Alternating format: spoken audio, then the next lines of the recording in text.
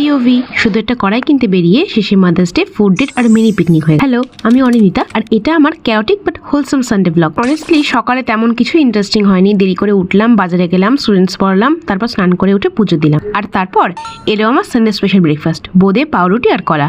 Simple জিনিস, but বাঙালি বাড়িতে এর একটা আলাদা ইমোশন আছে। তারপর স্কিন কেয়ার করে ফুল প্রোডাক্টিভ হওয়ার চেষ্টা করছিলাম, কিন্তু লাঞ্চ করার পর এমন ঘুম দিলাম যেন মনে হচ্ছে আমি 3টে সংখ্যা চালাই। তারপর বিকেলে স্টুডেন্টসদের পড়াতে পড়াতে সাডেনলি মনে পড়লো, ওহ আজ তো মাদার্স ডে। মা অনেকদিন ধরেই বলছিল একটা কড়াই লাগবে, তো ভাবলাম আজকে সারপ্রাইজটা দিয়েই দিই। তারপর আমার ভাগ্নি বলল, মানে আমিও যাব। আর ওর এক্সাইটমেন্ট দেখে সত্যি মনে হচ্ছিল আমরা শপিংয়ে না ওয়ার্ল্ড ট্যুরে যাচ্ছি। তারপর আমি আরও স্টেশনের কাছে একটা বাসনের দোকানে গেলাম। অনেক দেখে ফাইনালি একটা কড়াই আর একটা ননস্টিক প্যান কিনলাম।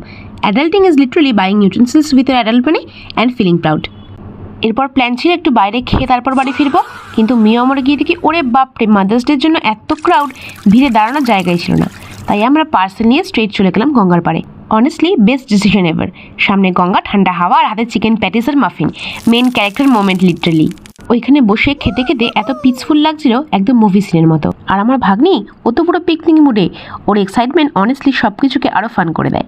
আর তখন মনে হয় লাইফে এক্সপেন্সিভ প্ল্যান না, এই ছোটো ছোটো মোমেন্টসগুলো অ্যাকচুয়ালি বেস্ট।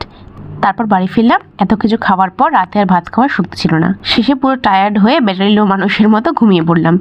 তো এটাই ছিল আমার simple but wholesome mother's day Sunday. যদি তোমরাও লাইফে আমার মতো একটু chaotic, ইমোশনাল আর একটু ফুড লাভার টাইপ হও, তাহলে ফলো করে নিও, কারণ এখানে এভরি ব্লগ হয় ড্রামা, নয়তো খাওয়া, আর নয়তো বেশিরভাগ সময় দুটোই একসাথে হয়। টাটা।